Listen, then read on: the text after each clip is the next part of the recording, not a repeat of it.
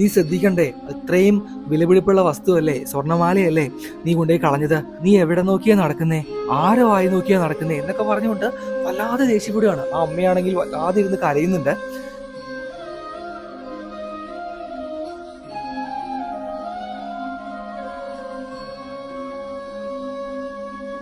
ശ്രേഷ്ഠ വചനങ്ങൾ ഭാഗം 161. നേരായ വഴിയിലൂടെയാണ് നീ സമ്പാദിച്ചിട്ടുള്ളത് എങ്കിൽ നിനക്ക് നഷ്ടപ്പെട്ടവയെല്ലാം തിരികെ വരിക തന്നെ ചെയ്യും. ഹരേ കൃഷ്ണ. നമസ്കാരം. എന്താ പറയാ, ഗുരുവായൂർ ക്ഷേത്രത്തില് ഈ കഴിഞ്ഞ ശ്രീകൃഷ്ണ ജയന്തി ദിവസം നടന്ന ഒരനുഭവം പറയുവാനാണ് കേട്ടോ ഇന്നത്തെ ഈ വീഡിയോ ഞങ്ങൾ ചെയ്തിട്ടുള്ളത്. ഞങ്ങളും ഈ അനുഭവത്തിൽ പങ്കാളികളായി എന്ന് അറിയുമ്പോൾ തന്നെ വല്ലാത്ത സന്തോഷം തോന്നുന്നുണ്ട്. ഉച്ച സമയം ഉറിയടി നേരത്ത് ഒരമ്മയുടെ കയ്യിൽ നിന്നും സ്വർണ്ണമാല നഷ്ടപ്പെട്ട അനുഭവമാണ് ഇന്നത്തെ ഈ വീഡിയോയിലൂടെ നമ്മൾ പങ്കുവയ്ക്കുന്നത്.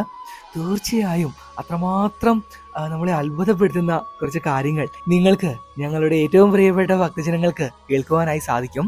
വീഡിയോ മുഴുവനായി തന്നെ കാണുക, ഈ ഒരു അനുഭവത്തിൽ പങ്കാളികളാവുകയും ചെയ്യുക. പിന്നെ പ്രത്യേകം എടുത്ത് പറയേണ്ടതില്ലല്ലോ, ഇപ്പോൾ തന്നെ ചെറുതായിട്ടൊന്ന് ലൈക്ക് ചെയ്യുന്ന കാര്യം കൂടി പരിഗണിക്കാട്ടോ. എന്നിരുന്നാൽ മാത്രമേ നമ്മളിടുന്ന ഓരോ അറിവുകളും മറ്റുള്ള ഭക്തജനങ്ങളിലേക്കും എത്തിച്ചേരുകയുള്ളൂ. നിങ്ങൾ പോലും അറിയാതെ മറ്റുള്ള കൃഷ്ണ ഭക്തർക്ക് ചെയ്യുന്ന ഒരു ഉപകാരം കൂടിയാവും അത്. ശരി, അപ്പോൾ ഒട്ടും ദീർഘിപ്പിക്കുന്നില്ല, ഭഗവാന്റെ നാമത്തിൽ തന്നെ നമുക്ക് തുടങ്ങാം. കണ്ണന്റെ പിറന്നാൾ ദിവസം ഗുരുവായൂർ ക്ഷേത്രത്തിൽ ഏകദേശം 12:30 കൂടിയാണ് തെക്കേ നടയിൽ, അതായത് നമ്മുടെ കേശവന്റെ പ്രതിമയൊക്കെ നിൽക്കുന്ന സ്ഥലമുണ്ടല്ലോ, അവിടെയായിട്ട് ഉറിയടി മത്സരം നടക്കുന്നത്. നിങ്ങളിപ്പോൾ ഈ വീഡിയോയിൽ കാണുന്നത് പോലെ പാഞ്ചജന്യത്തിന്റെ നേരെ ഓപ്പോസിറ്റ് ആയിട്ട് ഉറിയടി കാണുവാനായി ഒട്ടേറെ ഭക്തജനങ്ങൾ തിങ്ങി നിറഞ്ഞിരുന്നു. അതിൽ ഞങ്ങളും ഉണ്ടായിരുന്നു കേട്ടോ. ഞാനും ആഷ്ലിയും വിഷ്ണുവും ഒക്കെ ഉറിയടി മത്സരം കാണുവാനായും അവ പകർത്തുവാനും എല്ലാം കാത്തിരുന്നു. അങ്ങനെ ഉറിയടി മത്സരമൊക്കെ കഴിയാറായി. ഞങ്ങൾക്ക് ആവശ്യമുള്ള വീഡിയോകളെല്ലാം പകർത്തിയതിനു ശേഷം കിഴക്കേ നടയുണ്ടല്ലോ, അത് ക്ഷേത്രത്തിനകത്തൂടെയും നമുക്ക് പോകാം. പക്ഷെ തിരക്ക് അധികമായതുകൊണ്ട് തന്നെയും ഞങ്ങൾ കിഴക്കേ നടയിലേക്ക് പുറമേയുള്ള ഫുട്പാത്ത് വഴിയാണ് പോയത്. നടക്കുന്ന വേളയിൽ എന്താ പറയാ, ഒരമ്മയിരുന്ന് വല്ലാതെ ഏങ്ങലടിച്ച് കരയാണ്. സ്ഥിരമായി ഗുരുവായൂർ ക്ഷേത്രം സന്ദർശിക്കുന്ന ഭക്തജനങ്ങൾക്ക് മനസ്സിലാകും, നമ്മുടെ ആ പോലീസ് സ്റ്റേഷൻ, ടെമ്പിൾ പോലീസ് സ്റ്റേഷന്റെ ആ ഭാഗത്തായിട്ട് അമ്മ ഇരിക്കുന്നുണ്ട്. കൂടെ 2 മക്കളും ഉണ്ട്. എല്ലാവരുടെയും മുഖത്ത് വല്ലാത്ത സങ്കടം കാണുവാനായിട്ട് സാധിക്കും. ഞങ്ങൾ 3 പേരും ഒരു ചെറിയ മടിയോടുകൂടി, മടിയെന്ന് പറഞ്ഞു കഴിഞ്ഞാൽ എന്താ കാര്യം എന്ന് ചോദിച്ചു കഴിയുമ്പോൾ അവരുടെ ആ ഒരു അവസ്ഥയിൽ എങ്ങനെയാണ് പ്രതികരിക്കുന്നത് എന്ന് നമുക്ക് മനസ്സിലാവില്ലല്ലോ. അതുകൊണ്ട് പതിയെ ഞങ്ങൾ അവിടെ ചെന്ന് അമ്മയോട് കാര്യങ്ങളെല്ലാം ചോദിച്ചു. എന്താ പറ്റിയേ, എന്താ ഇവിടെ നിന്ന് വിഷമിക്കുന്നത് എന്നൊക്കെ ചോദിച്ചു. പെട്ടെന്ന് തന്നെ ഒരു വ്യക്തി അവിടെ നിന്ന് വരികയാണ്. വളരെയധികം ക്രോധത്തോടു കൂടി, ദേഷ്യത്തോടു കൂടി വരികയാണ്. പിന്നീട് മനസ്സിലായി അദ്ദേഹത്തിന്റെ, ആ അമ്മയുടെ ഭർത്താവാണ്. ആള് വല്ലാതെ ആ അമ്മയോട് ചൂടാവുകയാണ്. നീ ശ്രദ്ധിക്കണ്ടേ? ഇത്രയും വിലപിടിപ്പുള്ള വസ്തുവല്ലേ, സ്വർണ്ണമാലയല്ലേ നീ കൊണ്ടുപോയി കളഞ്ഞത്? നീ എവിടെ നോക്കിയാ നടക്കുന്നേ? ആരോ ആയി നോക്കിയാ നടക്കുന്നേ എന്നൊക്കെ പറഞ്ഞുകൊണ്ട് വല്ലാതെ ദേഷ്യപ്പെടുകയാണ്. ആ അമ്മയാണെങ്കിൽ വല്ലാതെ ഇരുന്ന് കരയുന്നുണ്ട്. അപ്പോൾ കാര്യം ഞങ്ങൾക്ക് മനസ്സിലായി. ആളുടെ കയ്യിൽ നിന്ന് സ്വർണ്ണമാല അത്യാവശ്യം വിലപിടിപ്പുള്ള, അപ്പൊ സ്വർണ്ണത്തിന് നല്ല വിലയാണല്ലോ, ഒരു 2 പവന്റെ 3 പവൻ അടുത്തോളം വരുന്ന സ്വർണ്ണമാല നഷ്ടപ്പെട്ടു എന്ന് ഞങ്ങൾക്ക് മനസ്സിലായി. താലി ഉൾപ്പെടെയാണ് നഷ്ടപ്പെട്ടിട്ടുള്ളത്.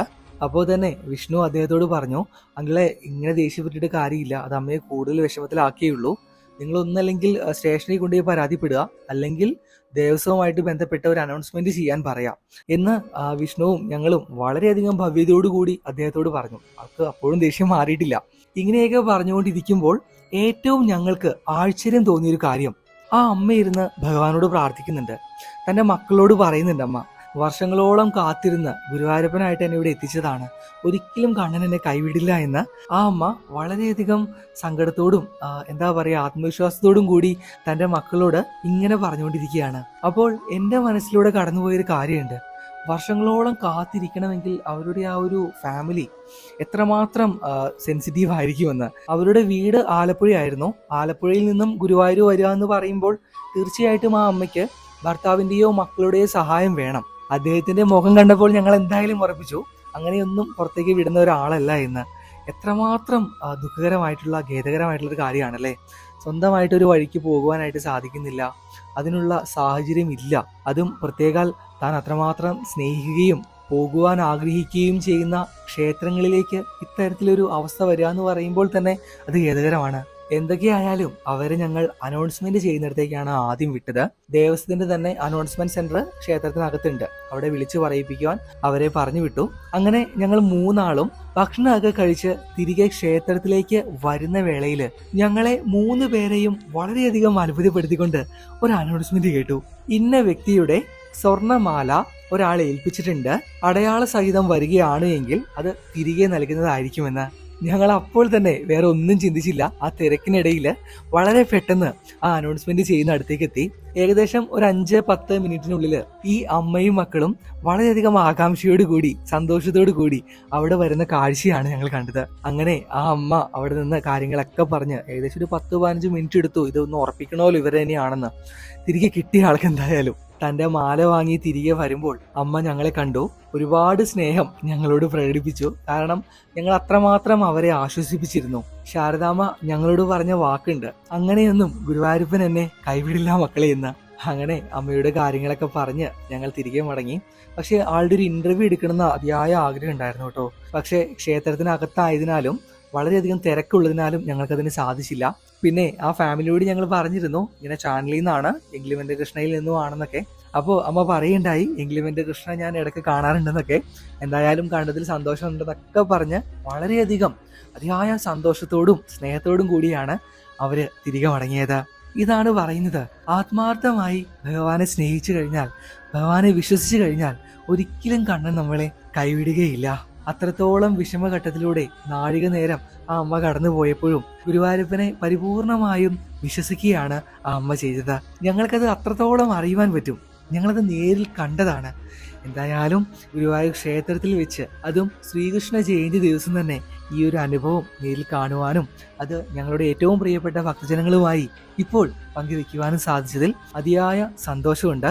ഇന്നത്തെ ഈ വീഡിയോയെക്കുറിച്ചുള്ള നിങ്ങളുടെ വിലപ്പെട്ട അഭിപ്രായങ്ങൾ അതെന്ത് തന്നെയായാലും താഴെ കമന്റിൽ എഴുതുവാൻ മറക്കണ്ട കേട്ടോ.